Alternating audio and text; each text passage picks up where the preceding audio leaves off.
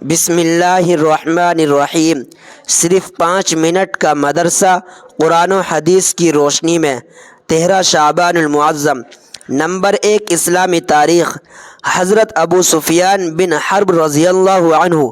حضرت ابو سفیان رضی اللہ عنہ کا نام صخر تھا۔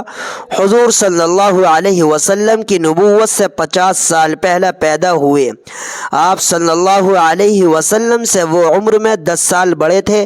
مسلمان ہونے سے قبل وہ حضور صلی اللہ علیہ وسلم اور اسلام کے بڑے دشمن تھے۔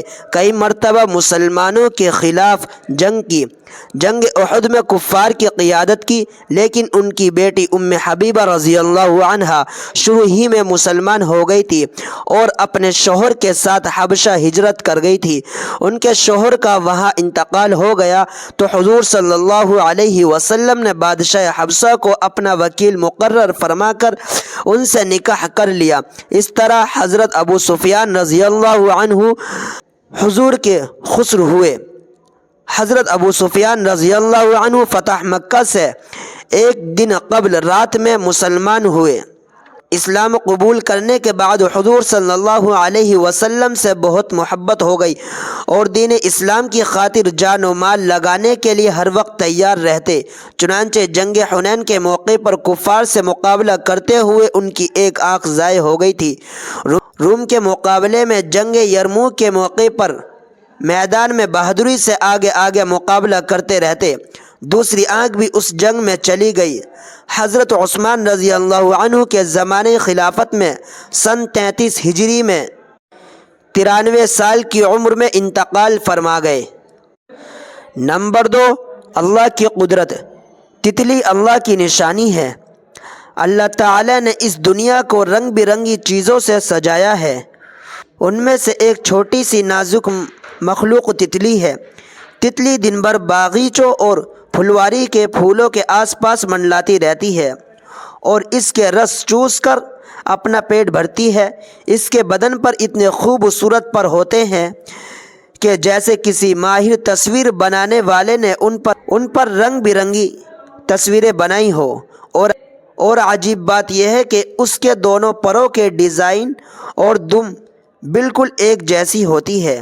یہ اللہ تعالی کی قدرت کی کاریگری ہے جس نے ایک چھوٹی سی مخلوق تتلی کو اتنے رنگ عطا کیے ہیں۔ نمبر 3، ایک فرض کے بارے میں چند باتوں پر ایمان لانا۔ رسول اللہ صلی اللہ علیہ وسلم نے فرمایا، جب تک کوئی بندہ ان 4 باتوں پر ایمان نہ لائے تو وہ مومن نہیں ہو سکتا۔ نمبر 1، اس بات کی گواہی دے کہ اللہ کے علاوہ کوئی عبادت کے لائق نہیں۔ نمبر 2، اس کی بھی گواہی دے کہ میں اللہ کا رسول ہوں، اس نے مجھے حق کے ساتھ بھیجا ہے۔ نمبر 3، مرنے اور پھر دوبارہ زندہ ہونے کا یقین رکھے۔ نمبر 4، تقدیر پر ایمان لائے۔ نمبر 4، ایک سنت کے بارے میں مصحفہ سے پہلے سلام کرنا۔ حضرت جندب رضی اللہ عنہ سے روایت ہے کہ آپ صلی اللہ علیہ وسلم کی عادت شریفہ تھی کہ جب بھی آپ صلی اللہ علیہ وسلم اپنے اصحاب سے ملتے تو سلام کیے بغیر مصافحہ نہیں فرماتے تھے۔ نمبر 5، ایک اہم عمل کی فضیلت، نماز تہجد پڑھنا۔ رسول اللہ صلی اللہ علیہ وسلم نے فرمایا، تہجد کی نماز کا اہتمام کیا کرو، اس لیے کہ تم سے پہلے کے نیک لوگوں کا عمل رہا ہے۔ رات کی نماز اللہ تعالی سے قربت کا ذریعہ ہے، گناہوں سے بچانے والی ہے، خطاؤں کا کفارہ ہے اور جسم سے بیماری کو دور کرنے والی ہے۔ نمبر 6، ایک گناہ کے بارے میں پیشاب کی چھینٹوں سے نہ بچنا۔ رسول اللہ صلی اللہ علیہ وسلم نے فرمایا، پیشاب کی چھینٹوں سے بچو، کیونکہ عام طور پر پیشاب میں احتیاط نہ کرنے کی وجہ سے ہی قبر کا عذاب ہوتا ہے۔ نمبر 7، دنیا کے بارے میں، دنیا کا مال فتنہ ہے۔ رسول اللہ صلی اللہ علیہ وسلم نے فرمایا، ہر امت کے لیے ایک فتنہ ہوتا ہے اور میری امت کا فتنہ مال ہے۔ نمبر 8، آخرت کے بارے میں اہل جہنم کی غذا۔ قرآن میں اللہ تعالیٰ فرماتا ہے، ہم نے زقوم کا درخت ظالموں کے لیے ایک فتنہ و آزمائش بنایا ہے۔ وہ ایسا درخت ہے جو جہنم کی تہہ سے نکلتا ہے، اس کے پھل ایسے ہیں جیسے شیاطین کے سر۔ تو یہ اہل جہنم اسی زقوم سے کھائیں گے اور اسی سے اپنے پیٹوں کو بھریں گے، پھر اوپر سے ان کو سخت کھولتا ہوا پانی ملا کر دیا جائے گا۔ نمبر 9، طب نبوی سے علاج، حریرہ کے فوائد۔